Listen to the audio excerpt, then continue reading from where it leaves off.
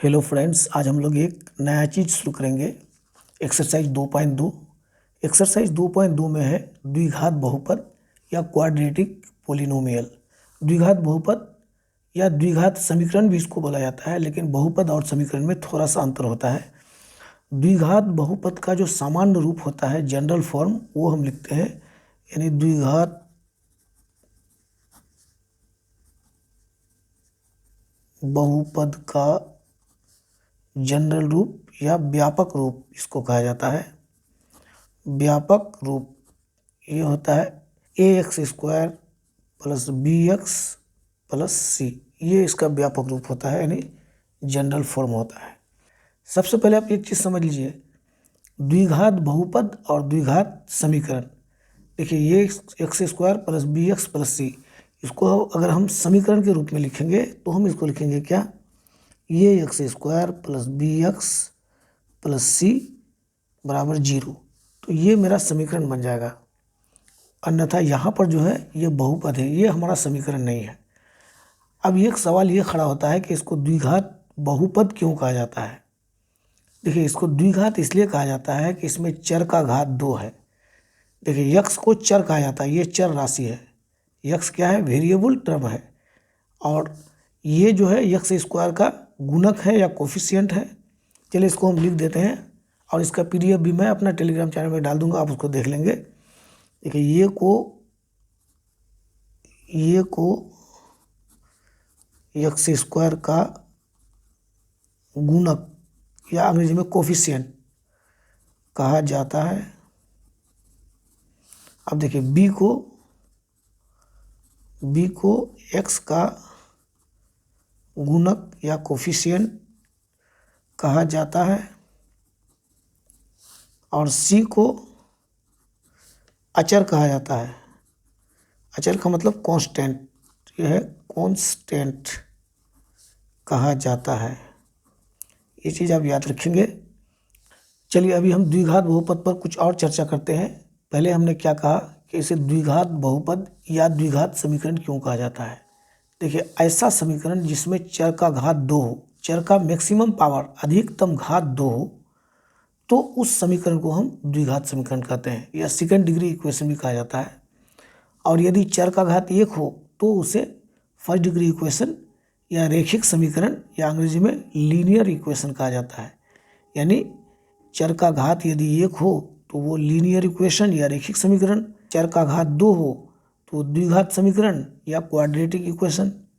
तो ये है, अगर 3 हो तो उसको थर्ड डिग्री इक्वेशन बोला जाता है। तो चलिए हम लोग 3 पर चर्चा अभी नहीं करेंगे, आपकी किताब में 2 ही तक है। हम लोग क्वाड्रेटिक इक्वेशन पर चर्चा करते हैं, यानी द्विघात समीकरण पर। तो अभी हमने क्या बताया कि ये को x² का कोफिशिएंट यानी गुणक कहा जाता है, b को x का गुणक कहा जाता है, और c को अचर कहा जाता है। देखिए, ये x जो है ये वेरिएबल है, यानी चर राशि है। x का मान बदल सकता है, x का मान कुछ भी देंगे तो समीकरण का मान दूसरा हो जाएगा। लेकिन देखिए, c को कांस्टेंट इसलिए कहा जाता है कि c का मान कभी बदलता नहीं है, ये जितना है उतना ही रहेगा, इसलिए इसे अचर कहा जाता है।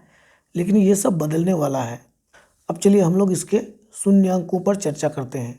देखिए, इसका शून्यांक निकालना है, तो जैसे ये x² plus bx plus c, इसका शून्यांक यानी इसका जीरोज को निकालना है आपको। इसका जीरोज को निकालने का मतलब ये हो गया कि आप x का मान क्या डालेंगे जो इस पूरे बहुपद का मान 0 हो जाएगा।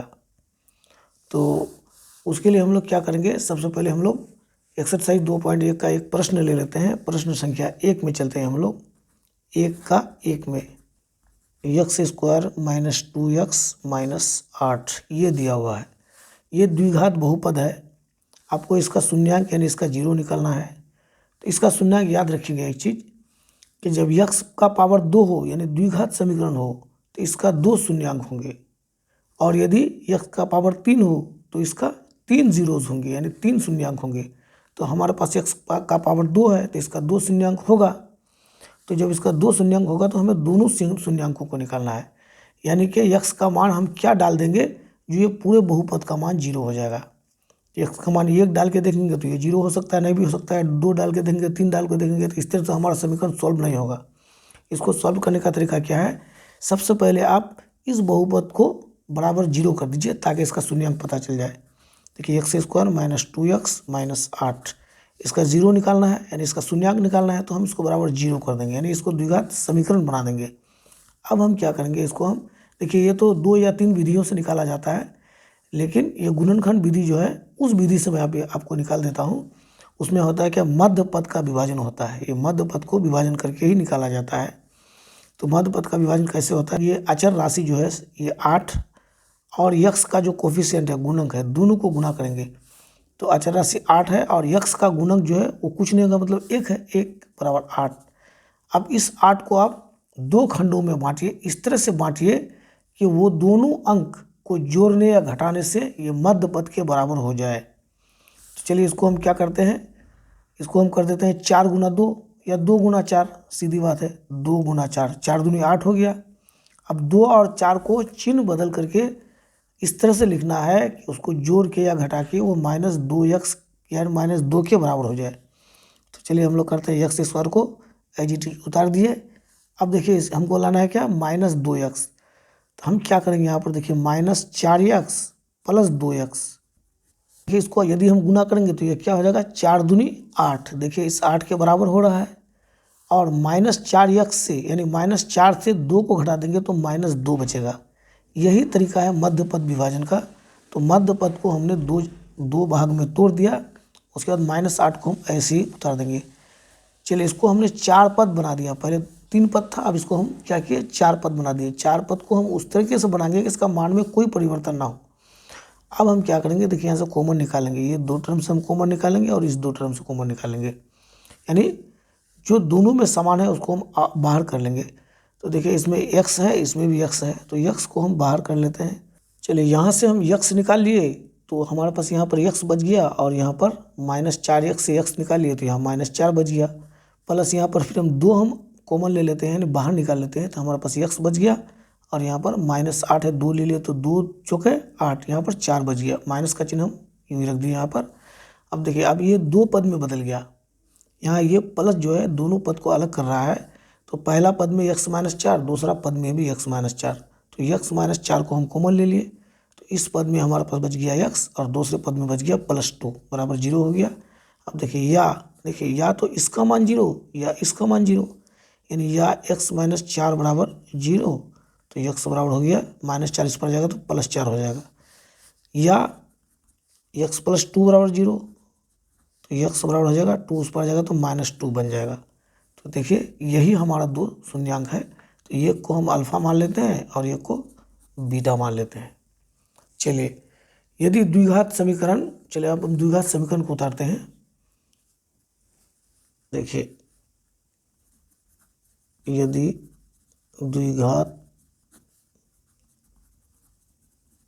समीकरण x² - 2x - 8 बराबर 0 के दो शून्यांक अल्फा तथा बीटा हो, तो शून्यांकों का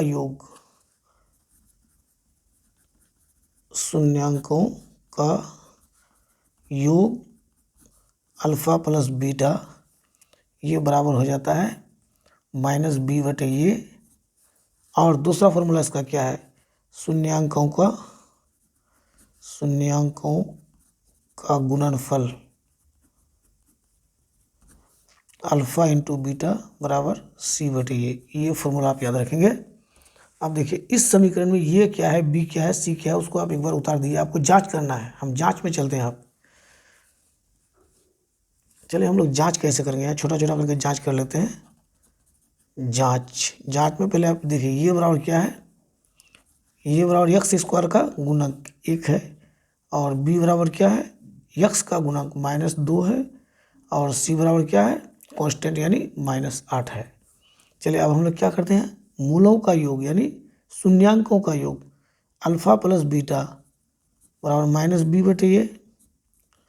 चलिए तो अल्फ़ा का मान कितना है, अल्फ़ा देखिए इसको हमने मान लिया है, किसी एक शून्यांक को हमने अल्फ़ा मान लिया, दूसरा को हमने बीटा मान लिया, इसको 4 कर देते हैं, और प्लस बीटा का मान है कितना, -2 प्लस -2 बराबर हो गया -b/a।